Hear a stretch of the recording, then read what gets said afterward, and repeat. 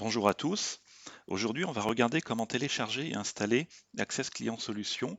Donc, pour rappel, Access Client Solutions, c'est l'outil qui vous permet d'accéder à votre IBMI et d'utiliser aussi bien l'émulateur 5250, l'accès à l'IFS, les outils SQL, les spools, etc. Donc, c'est vraiment un outil aussi bien pour les informaticiens, les développeurs, les administrateurs que les utilisateurs finaux. Donc, ce produit aujourd'hui évolue à peu près 2 fois par an. Il y a 2 nouvelles versions par an, globalement fournies par IBM. Et vous pouvez télécharger ces versions directement sur le site IBMI Access Client Solutions. Vous avez un certain nombre d'informations de prérequis de documentation et vous avez directement un lien de téléchargement qui est disponible. On va vous demander évidemment un identifiant IBM. Si vous n'en avez pas, vous pouvez le créer facilement par ce bouton-là. Le mot de passe qui va avec. Pas fait de bêtises. Bon, vous avez l'acceptation comme d'habitude des licences et on doit arriver normalement directement sur la page de téléchargement de Access Client Solutions. Sur cette page, vous avez plusieurs fichiers que vous pouvez télécharger. Donc la première option qui nous intéresse correspond au package de base qui contient vraiment le produit Access Client Solutions lui-même. Vous avez les documentations et ensuite on a des packages en fonction des systèmes d'exploitation. Donc pour Linux, pour PAS et pour Mac, par exemple, ça correspond principalement au driver ODBC qui est disponible. Mais pour Windows, ça englobe également les anciens services Windows qui étaient fournis par System Navigator. Donc ils sont toujours supportés et disponibles en passant vraiment cette fois par Client Access. Donc je vais télécharger ici Access Client Solutions. Alors lui, il n'est pas dépendant d'un système d'exploitation parce que le produit est écrit en Java. Donc il va être compatible avec tous les OS pourvu que vous ayez déjà une JVM qui soit installée sur votre machine. Alors ce qu'on va faire aujourd'hui, nous, c'est qu'on va installer Access Client Solutions, mais Access Client Solutions, vous verrez, en fait, on n'a pas forcément besoin de l'installer. Il suffit de le dézipper. Je vais l'extraire ici sur le bureau. On va mettre ça dans un répertoire quand même. Hop là. Si je dézippe directement ACS, je serai capable de l'utiliser, ce qui vous permet de le lancer directement, par exemple, depuis une clé USB sur un poste qui n'aurait pas ACS. Donc il y a un côté pratique. Donc ici, typiquement, il est dézippé dans ce répertoire. Si je le lance, le produit est fonctionnel. Je vais avoir accès à l'interface, je vais pouvoir l'utiliser. Malgré tout, l'installation nous permet quand même l'intégration déjà dans le système d'exploitation, donc c'est-à-dire la capacité à créer des associations en disant je veux que les fichiers SQL émulateur 5250 s'ouvrent avec ACS, et puis ça va nous permettre également de choisir quelles sont les options que l'on veut voir apparaître dans l'interface. Typiquement, quand je lance le produit directement, toutes les options ici sont disponibles.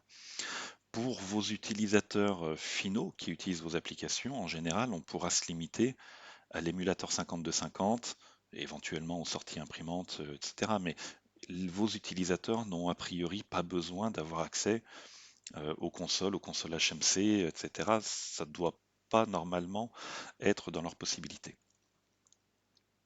Donc, je vais refermer. Donc dans le répertoire qui a été dézippé, on a un certain nombre de sous-répertoires, Linux, Mac et Windows applications, qui vont contenir tous des JavaScript qui permettent d'installer ACS. Donc soit pour l'utilisateur logué, soit pour tous les utilisateurs du poste, et en version 32 ou 64 bits. Alors attention, le 32 ou le 64 bits ici ne correspond pas à votre version de Windows, ça correspond à la version de la JVM qui est installée chez vous. Donc ici, moi je vais lancer pour ma JVM qui est en 32 bits, je vais lancer une installation 32 bits. Donc, il y a des alertes de sécurité Windows qui nous demandent s'il faut bien lancer ça. Et ici, le produit va nous poser la question, justement pour savoir quelles sont les fonctions à afficher à l'utilisateur. Est-ce que vous voulez les émulations 5250? Est-ce que vous voulez que ACS soit utilisé pour toutes les émulations 5250, y compris les points WS qui existeraient déjà sur votre système si vous utilisez encore Client Access? On va mettre oui. Est-ce que vous voulez accéder aux impressions Et puis on va vous demander un certain nombre de questions. Je ne vais pas toutes les lister, mais elles sont relativement triviales. Accéder à l'IFS, transférer les données, gérer les certificats SSL, etc. Donc, par exemple, console HMC ou LAN console, je vais mettre non. C'est quelque chose qui, a priori, devrait être limité à peu de monde. Utiliser les commandes à distance, on va mettre non.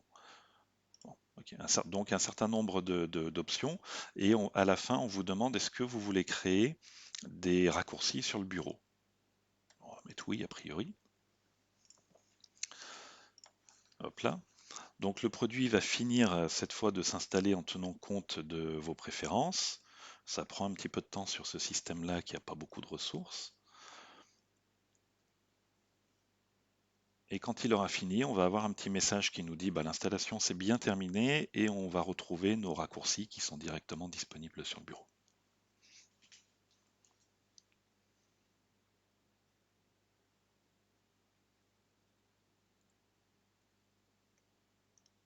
Voilà, on va y arriver. Voilà, donc nos deux raccourcis qui sont en train d'apparaître et on devrait pas tarder à avoir le message qui nous dit l'installation c'est terminé. Donc les deux raccourcis correspondent à l'interface principale de Access Client Solution. Donc on a déjà vu. Ici, comme j'ai pas dit oui à toutes les questions, ben, on n'a pas toutes les options qui sont disponibles. Il y a des options qui ont été enlevées par rapport à l'ensemble des options qui existent. J'ai plus les consoles HMC, console 5250, les options ne sont plus proposées parce que j'avais répondu non à cette question. Et puis bien sûr, le deuxième icône correspond à un raccourci vers le gestionnaire de session 5250. Comme ce système était vierge qu'on vient d'installer le produit, bien évidemment, je n'ai pas encore de session configurée, mais vous retrouvez vos sessions ici. On retrouve dans le à propos pour vérifier tout ça, on retrouve les informations, à quel endroit est installé le produit. Donc il est installé dans utilisateur Gaia, c'est le profil avec lequel je suis connecté sur ce système. Et on retrouve également la version de JVM que vous utilisez. Une fois que le produit est installé, il a été copié à cet endroit-là. Vous n'avez plus besoin du répertoire dans lequel on a des IP, qui est un répertoire temporaire pour l'installation. On peut supprimer ce répertoire, ça ne pose pas de souci. L'intérêt d'installer le produit, c'est d'avoir les raccourcis, c'est d'avoir l'intégration dans le système. Et justement, typiquement, c'est de pouvoir associer des extensions de fichiers à Access Client Solution. Donc typiquement ici, des fichiers SQL, des fichiers émulation 5250, les transferts de données classiques, etc. Donc vous pouvez modifier cette liste, vous pouvez revalider ça.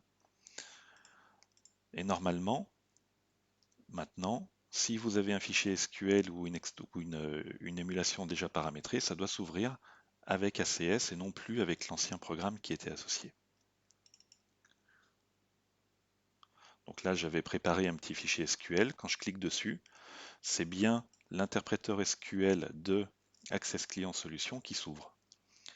Pour vérifier, pareil, aide à propos, on vérifie toujours, c'est bien client solution et c'est bien la JVM, exactement la même chose qui a été paramétrée ici. Donc voilà, tout l'intérêt d'installer ACS, encore une fois, profiter de l'intégration dans le système et pouvoir limiter pour certains utilisateurs la liste des fonctionnalités qui sont présentées. On verra la prochaine fois dans une prochaine vidéo. On a capacité de faire des installations plutôt en mode réseau et on a capacité éventuellement à changer la JVM que l'on souhaite utiliser. Donc on verra ça très rapidement. Merci beaucoup, à très bientôt.